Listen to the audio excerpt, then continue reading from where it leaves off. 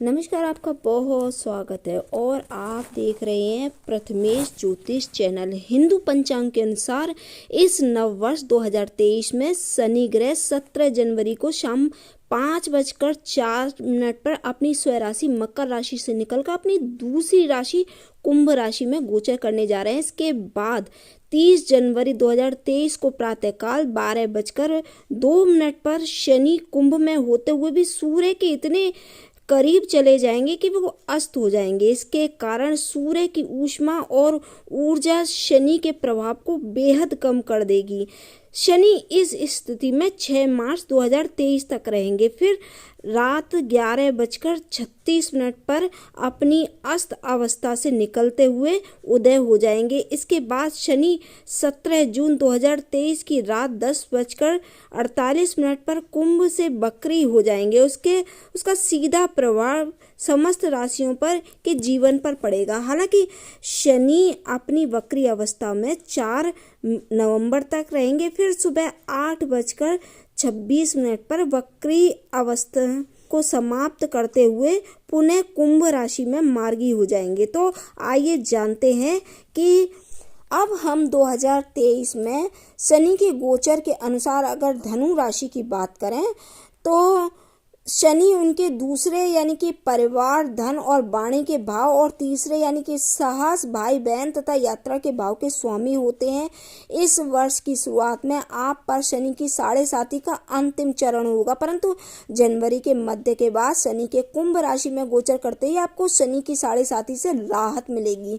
शनि गोचर 2023 को समझे तो इस वर्ष की शुरुआत में जनवरी के मध्य तक शनि आपके द्वितीय भाव में उपस्थित होते हुए आपको आर्थिक हानि देने के योग बनाएंगे। इस दौरान नौकरी पेशा जातक जहां इच्छा अनुसार वेतन वृद्धि प्राप्त करने में असफल रहेंगे, तो वहीं व्यापारी जातकों के लिए भी आर्थिक नुकसान संभव है। शुरुआत में शनि के दूसरे भाव में उपस्थिति से आपके नेत्र से जुड़ी हुई कुछ समस्याएं आपको परेशान कर सकती हैं, इसलिए धूल भरी जगह जाने से आपको बचना चाहिए। साथ ही इस अवधि में आपको परिवार के साथ समय बिताने के कुछ अवसर भी मिलेंगे।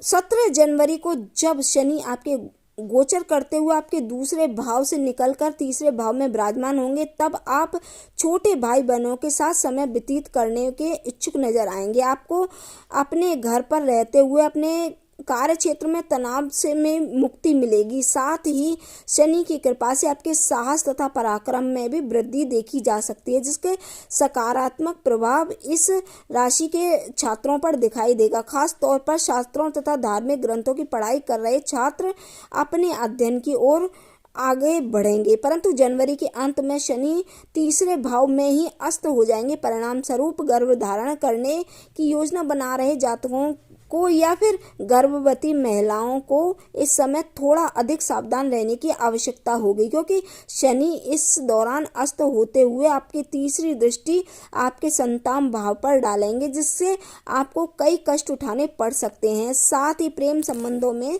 शनि की ये दृष्टि आपके उठापटक का सामना आपको कराएगी, जिससे आपको बेचैनी का सामना करना होगा। इससे आपको मानसिक तनाव मिल सकता है। ये नकारात्मक स्थिति 6 मार्च तक रहेगी, क्योंकि इसके बाद शनि पुनः उदय होते हुए आपकी परिस्थितियों में सुधार करेंगे।